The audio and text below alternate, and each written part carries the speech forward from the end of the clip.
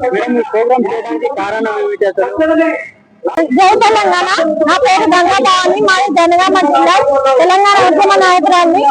మేము గత 13 సంవత్సరాలు తెలంగాణ ఉద్యమంలో పాల్గొంటే ఇవాళ తెలంగాణ కోసం చాలా మంది కుల మతాలు లేకుండా పార్టీలకు అతీతంగా ప్రతి ఒక్క కుల సంఘాలు, ప్రతి ఒక్క ప్రజలు తెలంగాణ ఉద్యమంలో పాల్గొని తెలంగాణ సాధించుకున్నాము.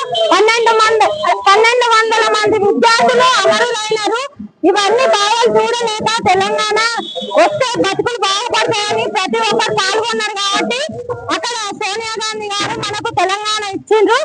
తెలంగాణ ఇచ్చినాక ఇప్పుడు కేసీఆర్ ముందు ఇప్పుడు తెలంగాణ టీఆర్ఎస్ ప్రభుత్వము 9-10 సంవత్సరాలు గవర్నమెంట్ వచ్చింది. కానీ తెలంగాణ ఉద్యమకారులను పట్టించుకున్న పాపాన పోలేదు. తెలంగాణ ఉద్యమాలు పాల్గొన్న వాళ్ళకి న్యాయం చేయలేదు. తెలంగాణ ఉద్యమ పౌరులకు పదవులు ఇచ్చిండు. ఇవాళ నేను తెలంగాణ కోసము చిన్న పిల్లలను వదిలిపెట్టి తెలంగాణ కోసం పాల్గొంటే నా పిల్లలను పక్కన పెట్టేసి కేసులైతే ఎన్నో కష్టాలు అనుభవించుకుంటూ దొక్కాలని పరిస్థితిలో ఉన్నా కూడా తెలంగాణ వస్తే మా ప్రజలందరికీ న్యాయం జరుగుతాయని ఇవాళ తెలంగాణ రావాలని మేము అందరం పాల్గొంటే తెలంగాణ వస్తే ఇవాళ మా బతుకులు బాగుపడతాయంటే తెలంగాణ వచ్చినాక మా బతుకులు అన్యాయం అయిపోయినాయి, అగాధం అయిపోయినాయి. నాకు ఇవాళ సొంతం ఇల్లు ఇవ్వలేదు. 9 ఏళ్ళు కేసీఆర్ మాలాంటి ఆడబిడ్డలు, అందులో నేను ఒంటరి మహిళను, నాకు ఇల్లు లేదు. ఎన్నోసార్లు నేను చెప్పుకుంటే కూడా నాకు ఒక ఇల్లు ఇచ్చిన పాపాన పోలేదు.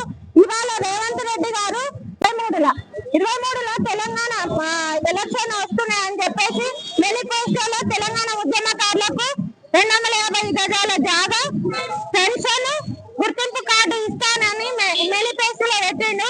కనీసం ఇప్పుడు మమ్మల్ని గుర్తించి రేవంత్ రెడ్డి గారు మాకు ఒక న్యాయం చేస్తారనే నమ్మకంతో ఇవాళ మాకు కేసీఆర్ అన్యాయం చేసింది. కాబట్టి ఆ పార్టీ ఓడిపోవాలని మేము అందరం మస్తు బాధతోనే ఈయన గెలిస్తే ఇప్పుడన్నా మా బతుకులు బాగుపడతాయేమో అని చెప్పేసి కాంగ్రెస్ ప్రభుత్వం వచ్చే విధంగా అందరం పని చేసినాము.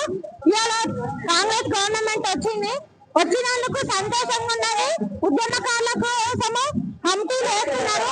ఇవాళ ఉద్యమకారుల ఫోరం తరఫున సీమసీనన్న గారి ఆధ్వర్యంలో తెలంగాణ ఉద్యమకారుల కమిటీ వేసినందుకు సంతోషంగా వ్యక్తం చేస్తూ రేవంత్ రెడ్డి గారి సొంత నియోజకవర్గంకి వచ్చి రేవంత్ రెడ్డి గారికి పాలాభిషేకం చేసి ధన్యవాదాలు తెలుపుకుంటున్నాము.